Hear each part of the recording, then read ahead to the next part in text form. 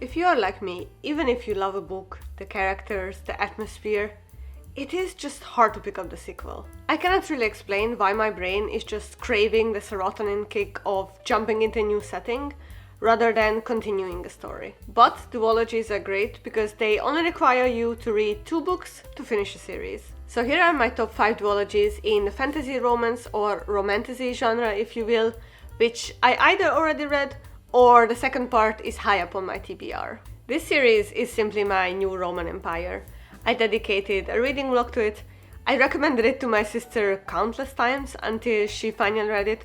So of course I need to start with Divine Rivals and Ruthless Vows by Rebecca Ross. To me, this story is the perfect balance of high-stakes fantasy plotline, sweet and heartbreaking romance, a well-rounded cast of characters, and beautiful lyrical descriptions. I love Rebecca Ross's choice of words to describe mundane actions.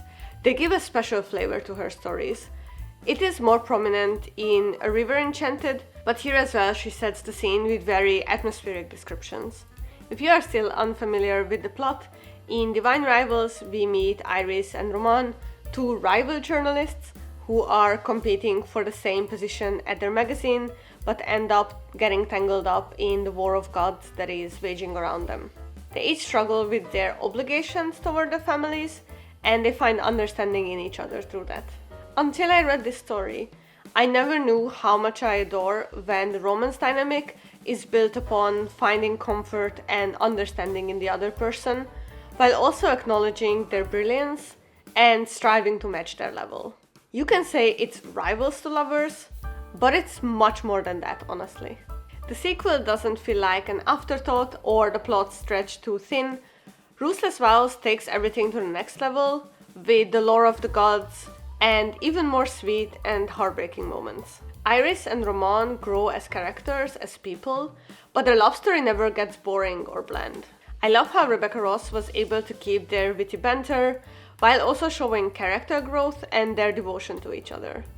If you like your romantasy to have a richly imagined world, a roller coaster of joy and devastation, main characters who are equally capable and brilliant and poetically devoted to each other, this one's for you.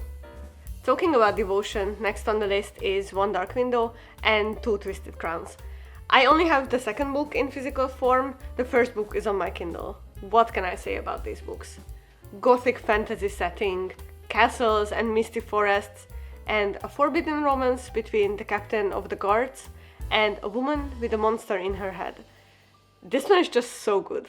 If you look at the plot elements individually, they are nothing we haven't seen before.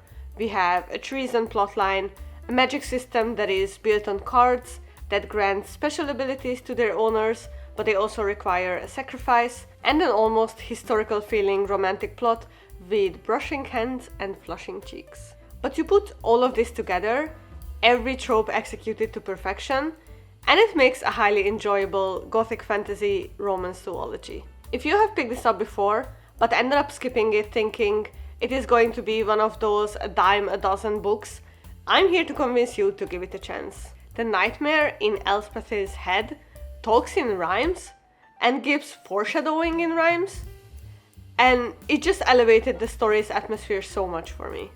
My personal favorite is this line. It is page 37, so not that big of a spoiler, but feel free to skip it if you want to be careful. There once was a girl, clever and good, who tarried in shadow in the depths of the wood. There also was a king, a shepherd by his crook, who reigned over magic and wrote the old book. The two were together, so the two were the same. The girl, the king, and the monster they became. Oh my god, are you kidding me? One Dark Window ends on a cliffhanger, of course, and I'm around 25% in Two Twisted Crowns currently, so I can only share some first impressions, but so far it is up to par. The gothic, eerie vibes are still immaculate. The focus shifts a little bit away from Elspeth and Raven and more onto Prince Am and Ione and their dynamic, which I didn't expect, but I'm kinda here for it. You will hear my first thoughts in a reading wrap-up, but I wholeheartedly recommend the Shepherd King series to everyone who is craving a gothic fantasy romance story with all the usual tropes executed to perfection. Actually, on the other end of the trope spectrum, we have We Hunt the Flame and We Free the Stars. I read the first book back in 2022, so I'm not gonna lie, I had to look up some things, but I remember the plot taking me by surprise with unique twists. I feel like what all of these duologies have in common is strong and competent main characters who view each other as equals rather than the damsel in distress and shining knight kind of dynamic, which is just not my cup of tea, sorry. In We Hunt the Flame, we have Zafir, a skilled hunter who provides for her family, and Nasir, a deadly assassin, also known as the Prince of Death, who works for his autocratic father, the Sultan. Their paths meet on a mission to uncover a lost artifact that can restore magic to the land, but it's not that simple. As romantic tension builds between them, they are both bound by their loyalties to different sides. 2 years later, I might not remember all of the smaller plot details, but I remember that this book had one of the best tension building between the love interests that I have ever read. I also remember being amazed at how the author portrayed Nasir as a deadly assassin who also has a vulnerable side to him that is as big a part of his character as his skills. My problem with fantasy romance books is usually very two-dimensional characters, especially the men usually lack depth, so no wonder that We Hunt the Flame stood out to me. The first book is more focused on the rich world building and introducing the cast of characters that join the mission, but I have heard that in the sequel, We Free the Stars, the romantic plotline receives much more focus. I have to admit, I have owned this book for more than a year now. The covers don't match, by the way, because they are different editions, but the second book is a bit intimidating with like 600 pages or so, but hopefully this year I can finish the duology. Described in the blurb as lush and striking, hopeful and devastating, I'm sure I will love the sequel just as much as the first book. In my opinion, the Sands of Araviya series is a great fit for readers who enjoy lush, Middle Eastern inspired fantasies with complex, badass, but also vulnerable characters, great romantic tension with enemies to lovers, and unique twists that will keep you on your toes for sure.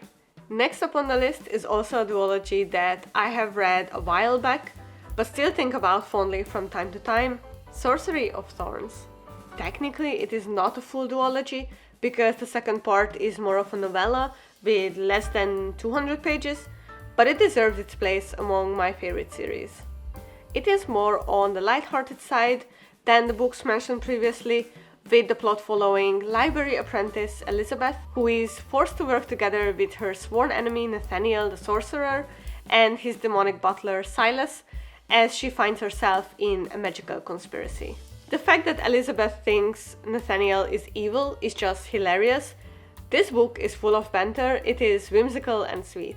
My favorite character is absolutely Silas, one of the best side characters I have ever read, so even if fantasy romance with magical books and sorcerers are not your things, just read it for Silas, the sassy demon who takes on the shape of a white cat.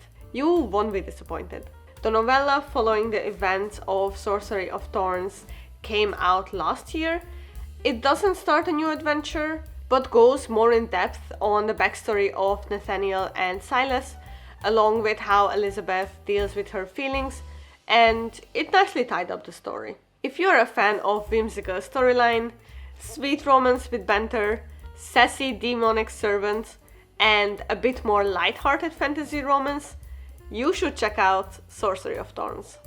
It is a funny coincidence that the one thing Sorcery of Thorns has in common with the last book on the list is a white cat. I'm talking about A Tempest of Tea, freshly published this year from the author of We Hunt the Flame. It was one of my highly anticipated reads, and it did not disappoint. I know, it is a bit of a stretch to call it a fantasy romance story, but it is going to be a duology as far as I know, although the title of the sequel is not revealed yet. A Tempest of Tea is a tale of tea houses, vampires, heists, and intrigue. Artie Casimir is basically Casbracker in female form. So if you are craving another ragtag group of criminals get together for a mission kind of story after Six of Crows, here is your next read. Besides the heist plotline, we also get mystery, betrayals, a lot of flirting, and the author's signature flavor of forbidden love, attraction mixed with deception. Each of the 6 characters is unique, has their own agenda, and their dynamic keeps the story interesting throughout, with the different POV swaps making it a fairly quick read as well.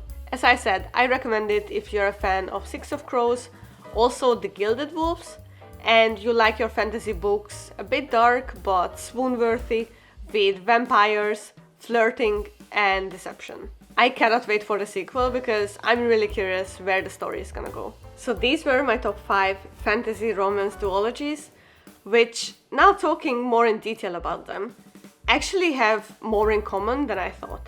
I guess you can tell pretty easily what my taste is in books. Were there any of your favorites not mentioned?